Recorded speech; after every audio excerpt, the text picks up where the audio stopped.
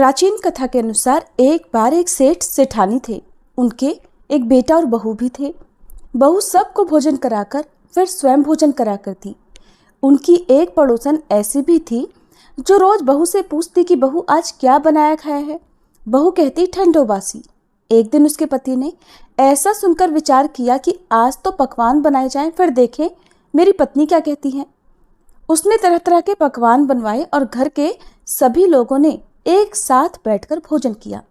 आज भी पड़ोसन ने पूछा तो बहू ने वही कहा, ठंडो बासी। सेठ के लड़के ने सोचा हो ना हो कोई बात जरूर है जिस कारण मेरी पत्नी ऐसा कहती है। फिर उसने अपनी पत्नी से पूछा, तुम रोज ठंडो बासी खाया ऐसा क्यों कहती हो, जबकि हम सब ने तो एक साथ बैठकर कई तरह के पकवान खाए थे। तब उसकी पत्नी बोली, हम सब जो खा रहे हैं वह हमारे बाप दादाओं की कमाई है। जिस दिन आप कमा कर लाओगे उस दिन मैं समझूंगी कि हम ताजा भोजन कर रहे हैं। सेठ के लड़के ने इस बात पर खूब विचार किया। फिर एक दिन अपनी माँ से बोला, माँ मैं एक बड़े शहर में पैसे कमाने जा रहा हूँ। माँ बोली, बेटा हमारे पास तो इतना धन है कि खाए नहीं खाया जाएगा। माँ के मना करने पर भी बेटे ने खुद कमाने का निश्चय कर लिया और जाते समय अपनी पत्नी से बोला कि मैं जब तक कमाकर बहुत सारा धन लेकर वापस ना लौटाऊं तुम चूल्हे की आग मत बुझने देना। और फिर एक दिन चूल्हे की आग बुझ गई। तब वह मनी मन घबराने लगी, कहीं मेरे पति पर कोई संकट तो नहीं आ पड़ा। जल्दी से पड़ोस में से आग लाकर चूल्हे में रख दूं, ऐसा सोचकर वह पड़ोस में गई। वहां पड़ोसन चौथ माता का व्रत पूजन कर रही थी। पड़ोसन ने कहा, बहन थोड़ी देर में आकर ले जाना। बहू ने पड़ोसन से पूछा कि आप ये व्रत क्यों करती हो, इससे क्या मिलता है। पड़ोसन बोली, चौथ माता के इस व्रत को करने से अन्न लक्ष्मी मिले और अपनी मनोकामना भी पूरी होती है। अब बहू भी चौथ माता का व्रत करने लगी। दीवार पर चौथ माता बनाई और उस दिन घी गुड़ का चूरमा बनाकर रात को चंद्रमा को अर्घ्य देकर भोजन करती। ऐसा करते करते उसे बहुत दिन बीत गए। उधर चौथ माता ने बहू के पति को सपने में दर्शन दिए कि साहूकार के बेटे तू जाग रहा है कि सो रहा है, तेरी पत्नी तुझे बहुत याद कर रही है, जा घर जा और उसकी चिंता मिटा। तो दुकान खोलकर कंकु केशर का पगलिया बना के बैठ जाना, आज तेरा सारा हिसाब किताब चुकता हो जाएगा। अब तो चौथ माता ने जैसा कहा था वैसा ही हुआ। उसने घर जाने की तैयारी की और गाड़ी भरकर धन दौलत लेकर चल पड़ा। रास्ते में एक बड़ा सा काला नाग फन फैलाए बैठ गया और बोला, आज तो मैं तुझे डसूंगा, छोड़ूंगा नहीं, तेरी उम्र पूरी हो गई है। सेठ का लड़का बोला, आज चौथ माता ने मुझे सपना दिया तो मैं अपनी पत्नी से मिलने घर जा रहा हूँ। वहां मेरी पत्नी मेरा इंतजार कर रही होगी, बहुत चिंता कर रही होगी। मैं उससे मिलकर जरूर वापस आऊंगा, तब तुम मुझे डस लेना। नाग बोला, तुम अगर शपथ लेकर जाओ तो ही मैं तुम्हें जाने दूंगा, अगर तुम लौट कर नहीं आए तो मैं तुम्हारे घर पर आकर ही तुम्हें डस लूंगा। इस प्रकार साहूकार का वह बेटा सांप को वचन देकर अपने घर पहुंच गया। वहां सभी से हंसी खुशी से मिला और भोजन करके फिर एक कोने में उदास होकर बैठ गया। उसकी पत्नी ने उदासी का कारण पूछा तो पति ने काले नाग वाली बात बताते हुए कहा, अगर मैं उसके पास नहीं जाऊंगा तो वो घर आकर ही मुझे डस लेगा। पत्नी बहुत चतुर थी, बोली, आप घबराओ नहीं, लेट जाओ, मैं एक उपाय करती हूँ। पत्नी ने कमरे की 7 पैड़ी धोई। पहली पैड़ी पर रेत, दूसरी पर इत्र, तीसरी पर गुलाल फूल, चौथी पर कंकु केशर, 5वीं पर लड्डू पेड़ा, 6ठी पर गादी गलीचा और 7वीं पैड़ी पर दूध से भरकर कटोरा रख दिया। इस प्रकार वह 7 ही पैड़ी सजाकर बैठ गई। आधी रात होते ही वह नाग आकर पैड़ी चढ़ने लगा। पहली पैड़ी पर रेत में लौट गया और कहने लगा, सेठ की बहू ने आराम तो बहुत दिया, लेकिन क्या करूं, वचन से बंध कर यहाँ आया हूं, इसलिए डसूंगा तो मैं जरूर। इस प्रकार 7 ही पैड़ियों पर वह नाग आराम करता हुआ और कहता कि डसूंगा जरूर कमरे में जाने ही वाला था कि चौथ माता ने विचार किया कि अगर मैं इसे नहीं बचाऊंगी तो संसार में धर्म कर्म और व्रत पूजन फिर कौन मानेगा। अब तो गणेश जी, चंद्रमा जी और चौथ माता ने साहूकार के बेटे को बचाने का विचार किया। चंद्रमा जी ने उजाला कर दिया, चौथ माता ढाल बन गई और गणेश जी ने तलवार लेकर नाग को मार दिया और ढाल से ढक दिया। बहू भी थकी हारी सो गई। दिन हुआ तो लोग बेटे से मिलने आए। परंतु बेटा बहू तो उठे ही नहीं थे।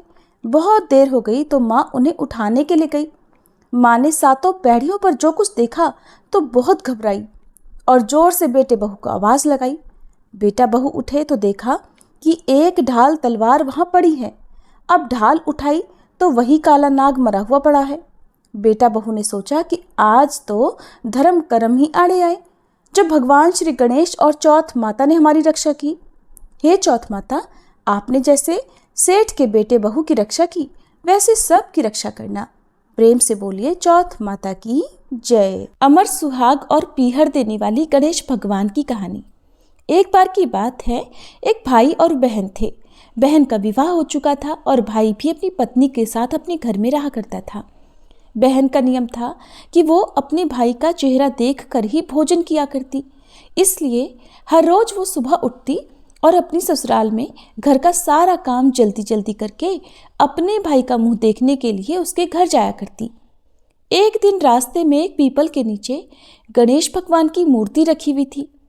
उसने भगवान के सामने हाथ जोड़कर कहा कि हे गणपति, मेरे जैसा अमर सुहाग और मेरे जैसा अमर पीहर सबको दीजिए। ऐसा कहकर वह आगे बढ़ जाती। जंगल की झाड़ियों के कांटे उसके पैरों में चुभा करते। एक दिन वह अपने भाई के घर पहुंची तो उदास होकर भाई का मुंह देखकर बैठ गई। भाभी ने पूछा, तुम्हारे पैरों में क्या हो गया है? ये सुनकर उसने भाभी को जवाब दिया कि भाभी, रास्ते में जंगल की झाड़ियों के गिरे हुए कांटे मेरे पाँव में चुभ गए हैं। सुनकर लड़की की भाभी ने अपने पति से कहा कि सुनिए, आपकी बहन जब आती हैं तो रास्ते में झाड़ियों के गिरे हुए कांटे उनके पाँव में चुभ जाते हैं, आप रास्ते को साफ करवा दो। भाई ने तब कुल्हाड़ी लेकर सारी झाड़ियों को काटकर रास्ता साफ कर दिया, सारे कांटे भी हटा दिए। सफाई के कारण भगवान गणेश जी की मूर्ति का वो स्थान भी वहां से हट गया। अब तो ये देखकर भगवान गुस्सा हो गए और उसके भाई के प्राण हर लिए। लोग अंतिम संस्कार के लिए जब भाई को लेकर जा रहे थे तो उसकी भाभी रोते हुए लोगों से कहने लगी कि थोड़ी देर रुक जाओ, उनकी बहन आने वाली है, वो अपने भाई का मुंह देखे बिना नहीं रह सकती, उसका ये रोज का नियम है। तब लोग कहने लगे, आज तो देख लेगी पर कल कैसे देखेगी। अब उधर रोज की तरह बहन अपने भाई का मुंह देखने के लिए जंगल में निकली। आज उसने देखा कि जंगल में तो सारा रास्ता साफ किया हुआ है। जब वह थोड़ा और आगे बढ़ी तो उसने देखा कि सिद्धि विनायक को भी वहां से हटा दिया गया है। तब उसने भाई के घर जाने से पहले गणेश जी को एक अच्छे स्थान पर रख दिया और हाथ जोड़कर बोली, हे भगवान, मेरे जैसा अमर सुहाग और मेरे जैसा अमर पीहर सबको देना। ऐसा बोलकर वह हर दिन की तरह आगे निकल गई। भगवान तब सोचने लगे कि अगर इसकी नहीं सुनी तो फिर हमें कौन मानेगा, हमें कौन पूजेगा।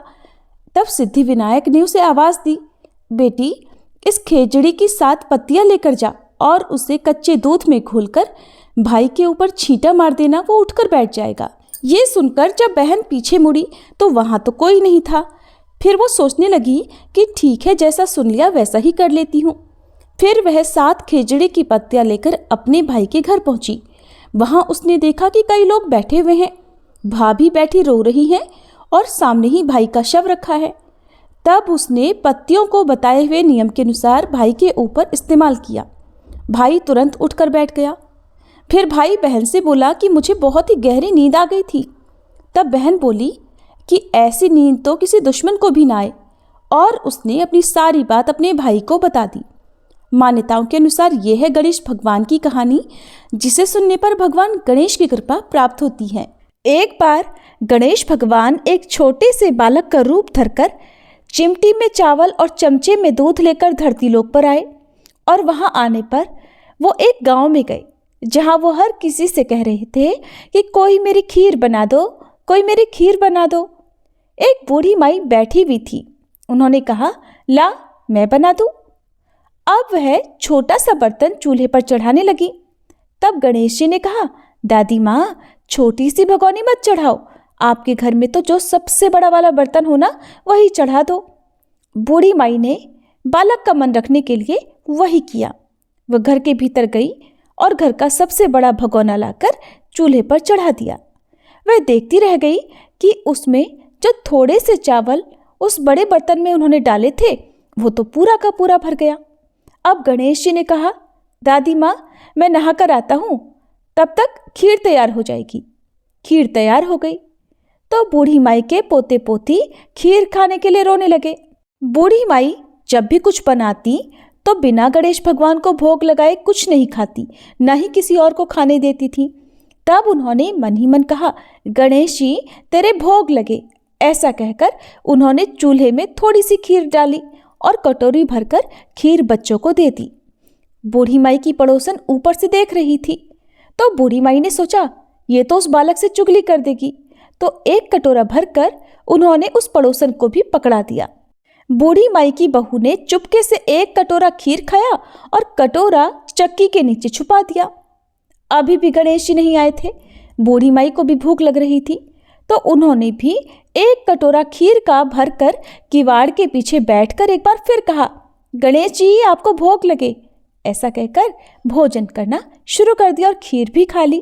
तब तक गणेश जी आ गए तो बूढ़ी माई ने कहा, अरे गणेशा खीर खा ले, मैं तो तेरी ही राह देख रही थी। गणेश जी ने कहा, दादी माँ मैंने तो पहले ही खीर खा ली। बूढ़ी माई ने कहा, खीर खा ली? अरे कब खाई? तू तो यहाँ था भी नहीं।